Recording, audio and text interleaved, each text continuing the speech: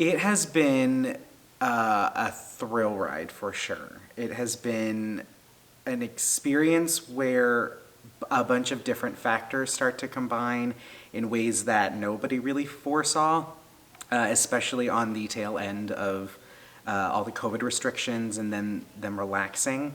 It's been a very interesting time trying to navigate what the next best course of action is because it feels like it's changing every single day. But it's been a lot of trial and error.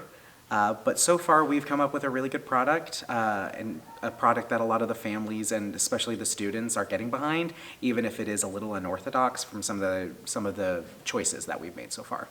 It's been very fun, really. I mean, there's been like a few like ups and downs and like a few like setbacks. I mean, we were supposed to do this show like a really long time ago, like in October, but we finally did our opening night yesterday, so that was fun. Something exciting for me was that this was one of the first shows I did when I was starting out in theater. With Willy Wonka, I was the title character of Willy Wonka in 8th grade, which was a super fun full circle moment for me. But the greatest thing about the story is that it's about a kid who suddenly finds himself in a world unlike anything he's ever really known, and changing his current circumstances to try and get a piece of a bit fuller of a life. And the entire goal of theater for me has always been to give kids and specifically students the chance to live a fuller life and experience art in a different way. So it's sort of a twofold kind of experience for them, for sure.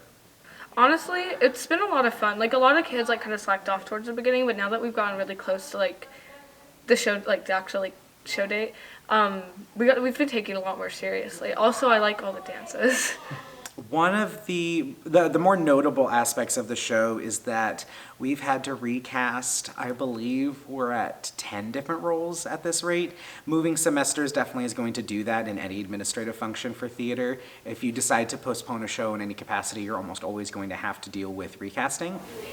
It's just a very social thing, and it's, it's a good interaction with people, and it's nice to interact with people. 7 months is 7 months too long for any type of theater experience. The traditional range is always going to be about 3 to 4. But I think coming off of this experience and coming out of a 2.5-year dry spell for theater, especially here at Antioch, but pretty much all over the country, the fact of the matter is that at the end of the day, we're doing theater, and kids are learning theater skills, and they're learning public speaking skills, and they're getting chances that none of their peers will get, whether it's due to apprehension, whether it's due to general disinterest. But the fact of the matter is that these kids are pushing through and they're learning these valuable skills that they get to take with them for a long time. There have been like funny like improv moments when we didn't remember like a certain dance or a certain line, and like this one time with the gumballs. Like during when the gumball was supposed to like turn into like a tiny one because it starts out big and then it goes tiny. Mr. Wilhite instructed Natalie to like throw the gumball like off the stage, and she actually threw it to the audience instead.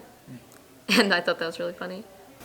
It's really got me, out there to talk to more people and to do more things.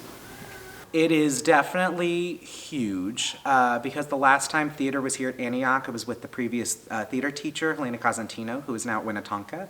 I think it's really helped my confidence, really, because I came into this with, like, zero confidence whatsoever. It was just constantly like, oh, am I doing this right? Am I doing that right? But, like, over time it slowly built up, like, oh, I know I'm doing this right.